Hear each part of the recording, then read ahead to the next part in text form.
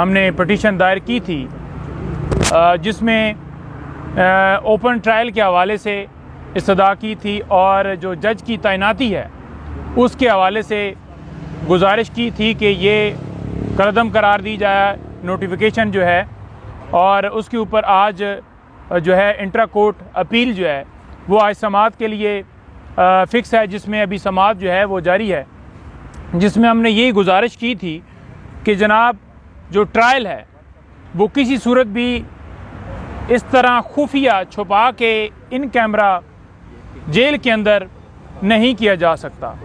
ये बिल्कुल आइन से मुतसादम है, कानून की खिलाफ वर्जी है। छुपा के रिमांड किया गया और छुपा के गिरफ्तारी हुई, पूरी दुनिया जानती है।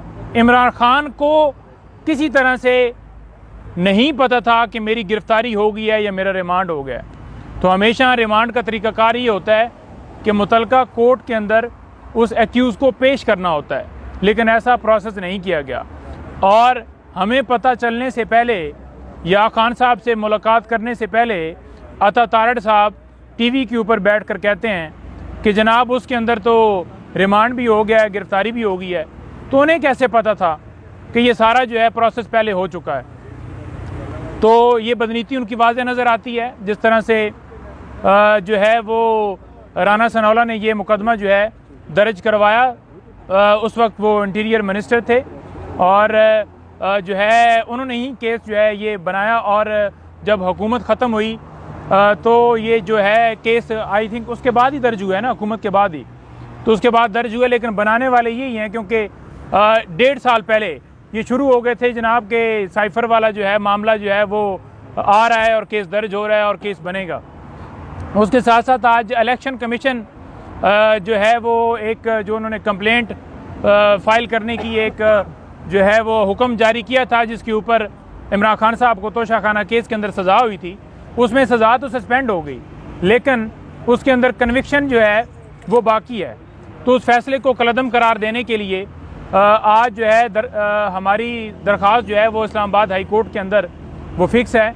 उसमें हमने ये भी सदा की हुई है कि ये जो फ़ैसला है इसको अपील तो लगी हुई है, लेकिन उसके अंदर ये सदा की हुई है कि ये जो फ़ैसला है इसको कलअदम करार दिया जाए। जो ही अगर वो फ़ैसला कलअदम करार होता है तो फिर नाअहली जो इमरान खान साहब की हुई है वो उस वजह से ख़त्म हो जाएगी।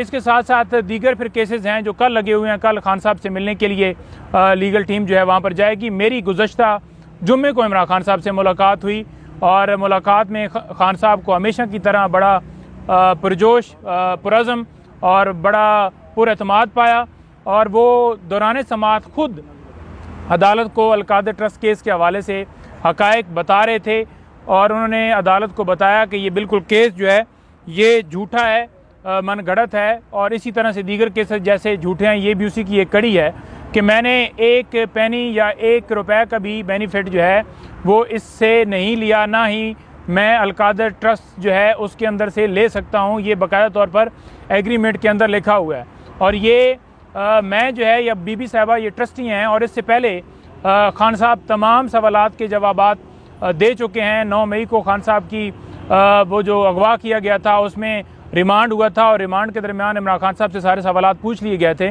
दोबारा जो नैब है उसने रिमांड की इस्तदा की, तो हमें तो वो समझ से बाहर बात थी कि पहले जब 9 मई को खान साहब का अगवा हुआ और उस वक्त रिमांड लिया गया, उस वक्त तमाम सवालात पूछ लिए गए थे, और उसके बाद खान साहब को जब यहाँ पर जो है वो जब इसमें गिरफ्तारी डली हुई थी, तो इस वक्त भी जो 2-3 दिन के लिए उनको जो है तफ्तीश की इजाज़त दी गई थी, तो उसमें भी उन्होंने तमाम सवालात डेफिनेटली वो कर लिए होंगे। और इससे पहले अगर आप देखें तो खान साहब जब बाहर थे तो वो नैब के अंदर पेश होते रहे और आकर 4-4 घंटे सवालात के जवाबात देते रहे। इसी तरह से बीबी साहिबा को बुलाया जाता है हर रोज़, और उन्होंने भी तमाम सवालात के जवाब दे दिए हैं। सवालात सेम पूछते हैं, सेम दस्तावेज़ात हर डेट के ऊपर मांगते हैं, और तमाम दस्तावेज़ात जो उनके पास अवेलेबल थी वो उन्होंने दे दी।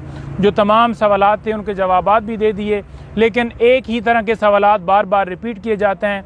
उनका रिमांड जो है वो समझ से बालातर था। अदालत ने उनको जो है तफ्तीश की इजाज़त दी कि जेल के अंदर ही तफ्तीश जो है वो उसकी इजाज़त देते हैं, लेकिन कोर्ट के अंदर अदालत ने ये अनाउंस नहीं किया कि हम फिज़िकली कस्टडी दे रहे हैं।